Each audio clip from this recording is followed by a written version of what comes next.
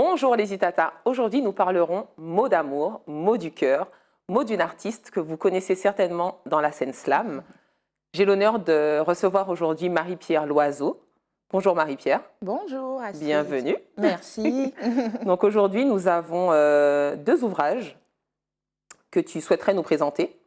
Donc tout d'abord, le premier ouvrage qui s'appelle Au bout du petit matin, l'émotion, qui est un recueil de poèmes. Oui. Est-ce que tu peux nous en dire un petit peu plus dessus? Alors, Au bout du petit matin, l'émotion, c'est un recueil qui reprend un peu les poèmes, un échantillon en fait des poèmes que j'ai écrits de 2009 quand j'ai découvert la scène slam jusqu'à 2020. Donc, on y trouve symboliquement le premier texte que j'ai déclamé lorsque j'ai découvert la scène slam. Et puis, voilà, avec l'évolution, et on y trouve différents thèmes liés à l'amour. Tu parlais de mots d'émotion, mais quand je dis amour, c'est amour dans tous les sens du terme. L'amour homme-femme, mais aussi l'amour de soi-même, l'amour du pays, l'amour de son identité. On y trouve mon amour vis-à-vis de certains artistes pour qui j'ai eu des échos, des inspirations en écho. Donc voilà, il y a plusieurs parties comme ça. Il y a des chagrins d'amour aussi. Oui. Et il y a du sexe aussi un peu Ok. dedans, parce que c'est aussi de C'est la vie. l'amour. Voilà. Exact.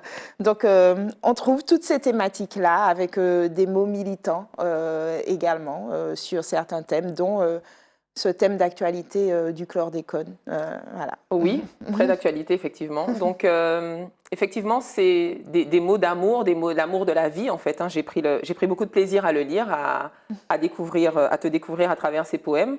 J'ai vu que tu fais des dédicaces, et le premier poème est dédié à Malik. Qui est Malik? Ah, Malik, c'est mon fiston. Ok. C'est mon fils Ok. qui s'appelle Malik et qui porte le même prénom que Malik Duranty, qui est un poète Oui, connu aussi tout à fait. sur la place. Et ils sont nés le même jour. Ok, Voilà. d'accord. Et Très bien. pour tout dire, une petite confidence, le père de Malik, mon fils, est un Sénégalais et qui m'a dit qu'on ne choisit pas le prénom de son enfant comme ça dans son ethnie. Il faut un exemple. Et donc, j'ai choisi Malik et je lui ai dit: j'aime beaucoup Malik Duranty, qui peut être un exemple. Et ne voilà-t-il pas que Malik, mon fils, est né à la même date que D'accord. Malik Duranty? Ce sera aussi un homme de mots, de paroles, un orateur, très certainement. Peut-être. Ok. D'où t'es venu tes premiers pas dans le slam? J'ai vu que tu parles de hip-hop au début. Comment... Oui, à la Est-ce que tu base, peux en moi, dire je un suis peu une plus? enfant du hip-hop. Ok. Je suis une enfant du hip-hop. J'avais un groupe avec mon frère et Ok. puis on a fait du rap en live. Il me semble qu'on a été les premiers à introduire le rap totalement en live. C'était quoi le groupe? Boss Connection. Ok. Tu peux nous faire un petit rap là tout de suite? Oh, ça va prendre trop de temps. Ok. Moi, mes En textes... coulisses, en coulisses. Ok. Ok. Et donc, voilà. Et puis, mon frère est parti sur Paris. Ok. On a continué à collaborer à distance. Ça a été un peu compliqué. Et il n'y avait pas encore autant de facilité de communication qu'aujourd'hui avec les réseaux. Donc, j'ai arrêté. Et puis, un jour, j'allais au Festival de Fort-de-France et je tombe sur une scène slam. Ok. Je découvre, je vois des gens qui s'expriment, qui lâchent leur trip sur scène. Et donc, Ça t'a parlé tout ça de m'a suite? parlé. Je suis allée sur scène avec un de mes lyrics de rap et je l'ai déclamé. Ok. Et je suis rentrée, je me suis remise à l'écriture. D'accord. Voilà. Donc on a des chances peut-être de redécouvrir Mappy dans le MC, rap. Oui, MC Mappy. il y a des projets. Ah, Il y a bien. des projets. Ok. J'ai eu Avec l'occasion. mes grands frères du hip-hop, oui. Ils sont essaient de m'y remettre. Les Neg Ki Pa qui a fait la fête. Ok. Bon, aujourd'hui, ce n'est plus Neg Ki Pa qui a fait la fête, c'est Hip Hop Bokai. Neg Voilà, Matnik, puisque voilà, ils se sont... Rachid, Boogie Exact. Fla. Ok, je Ouais, vois. ouais. Ok.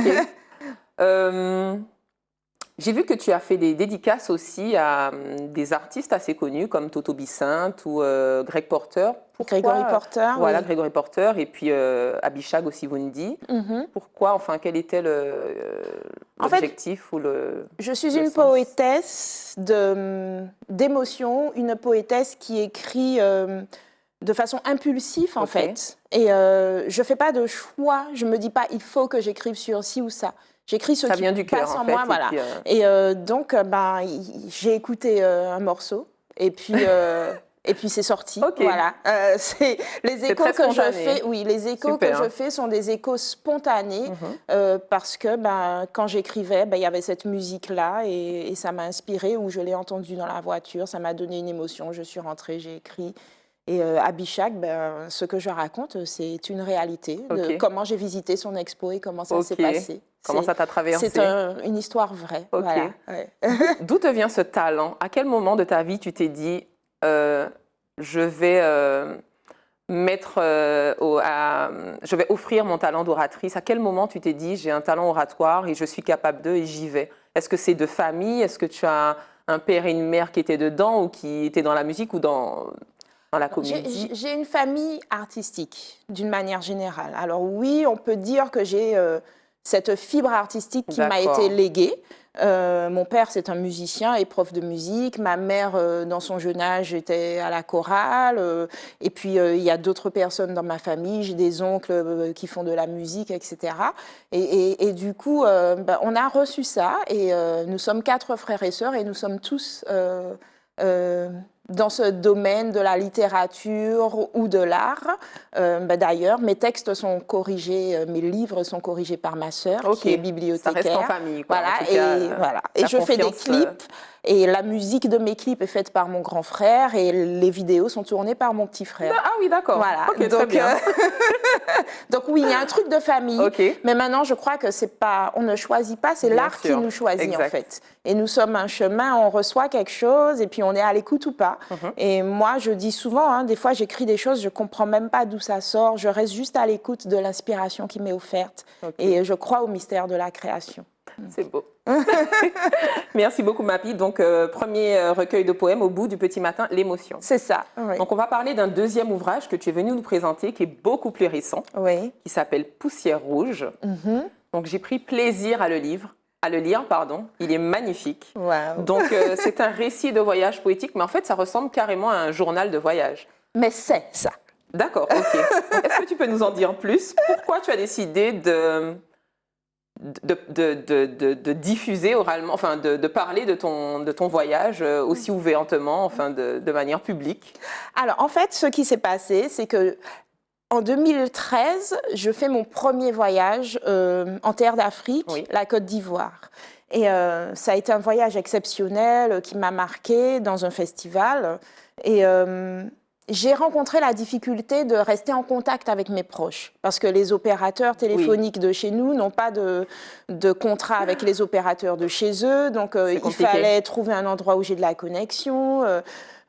Sinon, il faut acheter une carte spéciale. Enfin, c'était compliqué. Du coup, quand en 2014, je me dis, tu vas au Congo, je décide, puisque je suis quelqu'un qui écrit, d'écrire chaque jour ce qui se passe. Génial. Et je me dis comme ça, dès que j'ai de la connexion, ben, je peux envoyer à la famille, aux proches. Ton objectif n'était pas de faire un livre à la base? Absolument pas. C'était juste, je vais faire chaque jour journal de bord de pour mon voyage. informer mes proches de ce qui se passe et de ce que je vis. Et puis ne voilà-t-il pas que le premier jour, tu as dû le lire, il se passe un événement particulier, une petite prise d'otage, des événements très difficiles. Hein, j'aurais pu... À ne pas dire au téléphone à papa et maman pour donner des nouvelles. Et du coup, je décide que j'enverrai pas finalement. Que je tiens mon journal, mais que j'en ferai pas à la fin, quand tout le monde verra que je suis en bonne santé, bien rentrée, qu'à ce moment-là, je vais leur faire part de mes aventures, parce que sinon, j'allais inquiéter tout le monde. Tout à fait. Et donc, je fais ce journal et je le partage avec la famille, les proches et tout. Et puis, plus récemment, il y a peut-être 2 ans, je discute avec un ami de cette expérience au Congo et je lui dis, ah ben tiens, je vais t'envoyer ce que j'avais écrit, comme ça tu verras, tu vas découvrir. Et il me répond, quand il l'a lu, il me dit, mais t'as ton 2e livre. Ok. Voilà. Il me dit, mais c'est ton 2e livre, ça. Je lui dis, ah bon? Il me dit, mais oui, tu ne peux pas ne pas publier ça, tu ne peux pas ne pas partager ça avec la Martinique. Et donc de là, j'ai repris les travaux pour peaufiner, parce que bon, un journal écrit comme ça, c'est pas un livre. D'ailleurs, même après l'avoir retravaillé, quand je l'ai envoyé à ma sœur, elle m'a dit, je croyais que je lui envoyais le livre, elle m'a dit, c'est un joli projet, on va faire le livre maintenant. Ok, d'accord. Poussière rouge, oui. J'aime beaucoup le titre. Donc dans le livre, tu expliques cette poussière rouge. Est-ce que tu peux nous en dire plus? En fait, c'est la couleur de la terre. C'est la couleur de la terre au Congo et notamment à Dolisie, c'est encore plus rouge. Et c'est la région où j'étais. Et cette poussière qui vole, en fait. Imprégnée sur toi de partout. Imprégnée partout, dans les cheveux, dans les vêtements. La valise, jusqu'à ce que je la jette, ben, elle avait encore la poussière rouge. Donc, tu es revenue en Martinique avec un peu de Dolisie dans tes bagages. Oui, j'ai des livres à la maison qui sont un peu rougis parce que j'étais avec eux à Dolisie. Et ouais, je raconte cette poussière. Et puis, je raconte aussi que finalement, on a souvent l'impression, dans les reportages, de voir les gens sales. Mais en fait, ils ne sont pas sales. C'est juste impossible. Dans leur quotidien, ça fait partie du paysage, du décor, de leur vie. Donc, impossible d'être propre. Impossible de garder un vêtement blanc 15 minutes quand on est dans ces lieux-là et qu'une voiture passe, c'est terminé. Voilà. Donc, tu es venue, tu es partie au Congo pour faire partie d'un festival de slam, c'est ça? Et là, tu y as rencontré deux personnages dont tu parles beaucoup. Oui. C'est Émérant, si je prononce bien, et Taxi Conteur. Oui. Ça a été tes deux coups de cœur. Comment s'est passée l'aventure avec eux? Donc, j'ai vu que c'est quelque... Enfin, je les ai cherchés sur Instagram. Ce sont des vrais personnages qui existent, des vrais conteurs. Et est-ce que tu peux nous en dire plus sur ta rencontre avec eux, ton aventure avec eux? Il y a beaucoup d'émotions dans ton livre, beaucoup de choses intimes aussi. Et est-ce que tu peux nous en dire plus? Alors, je vais commencer par Émérant, c'est le plus rapide. Émérant, en fait, elle est un des jeunes qui participait aux ateliers que j'ai animés là-bas, puisque je ne suis pas partie que pour faire des prestations. J'ai vraiment été dans l'animation d'ateliers. Et Émérant fait partie des jeunes qui n'avaient jamais fait de poésie avant de me rencontrer. Et il y a des exercices que j'aime faire dans mes ateliers où on doit créer dans l'instant avec des mots imposés, de l'écriture spontanée, en utilisant le plus de mots possible. On choisit un certain nombre de mots et puis dans un temps restreint. Et Émérant a été celui qui m'a fait concurrence. Il a été exceptionnel dans ça. Il avait la poésie en lui, c'était quelque chose de merveilleux. En plus, une prestance exceptionnelle. En plus, il est beau. Bon, il était trop jeune pour moi, mais... Donc oui, il m'a beaucoup touchée parce que il avait cette poésie naturelle. J'ai découvert un talent. Est-ce que tu as gardé contact avec lui? Est-ce que tu sais ce qu'il devient? Est-ce qu'il continue toujours Oui, alors Émérant, il ne continue pas. D'accord. Il écrit parfois 2-3 phrases sur Instagram, mais on est encore en contact. Il est parti faire des études en Russie. Donc on est encore en contact. Mais avec tous les jeunes, je suis restée en contact. Et d'ailleurs, celui qui a fait la postface de mon livre... Oui, Christian, j'ai vu. Voilà, c'est l'un des jeunes. Tu peux m'en parler? Ouais. Il était doué, il était comment? C'était le plus nul. C'était le plus nul. Carrément. Voilà. Ah oui, d'accord. J'espère qu'il ne verra pas cette émission. Il le sait. Il le sait parce qu'on a eu cet échange. Et sur le coup, je ne lui ai pas dit au moment où j'animais les ateliers parce que je ne voulais pas casser son rêve, en fait. Et j'essayais de le motiver, mais je me disais qu'il n'y avait rien à faire. Qu'il n'y avait rien à faire. Et tu l'as quand même laissé faire ta postface? Pourquoi? Parce que c'est le seul qui est encore dans la poésie. Ok. Au niveau de se présenter sur des scènes, il est devenu slammer, il fait du rap, il écrit et il est bon, là, maintenant. de façon exceptionnelle. Voilà. Comme quoi il ne faut pas casser les rêves des gens. Tout à fait. Voilà. Et en 2020, il m'envoie son premier clip. J'avais les larmes, je l'ai appelé. Voilà. Comme quoi, il y a un début à tout et il faut peut-être le travail, le fait de persévérer, peut-être ta rencontre aussi a suscité d'autres choses chez lui. Lui, il dit que je suis sa marraine en poésie parce que voilà, on est resté toujours en contact. Des fois, il m'envoyait des trucs, il me demandait ce que j'en pense. Donc, ouais. Et puis, il y en a un qui t'appelait Émotion. C'est Taxi Conteur. Ok. Pourquoi ce surnom? Pourquoi? Adama Adepoju, c'est son nom civil, et Taxi Conteur, c'est son nom de scène. Et c'est lui qui l'a choisi, et parce qu'il dit que quand on s'embarque avec lui, voilà, on s'embarque dans le Taxi Conteur. Et en Côte d'Ivoire, il y a différents types de taxis. Il y a les taxis brousse, il y a les taxis... Donc, comme il y a plusieurs taxis en Côte d'Ivoire, parce que lui, il est ivoirien, il dit que lui, il est le Taxi Conteur. D'accord. Voilà. Mais existe en Côte d'Ivoire, d'ailleurs, le Taxi Conteur, mais Conteur, c'est O-M-P-T-E-U-R. Ok, avec le compteur. Avec le compteur. Oui, effectivement. J'ai vu ça. Et Adama, c'est un ami très cher. C'est lui qui m'a accueilli la première fois en Terre d'Afrique. C'est à ce moment-là qu'il t'a appelé Émotion?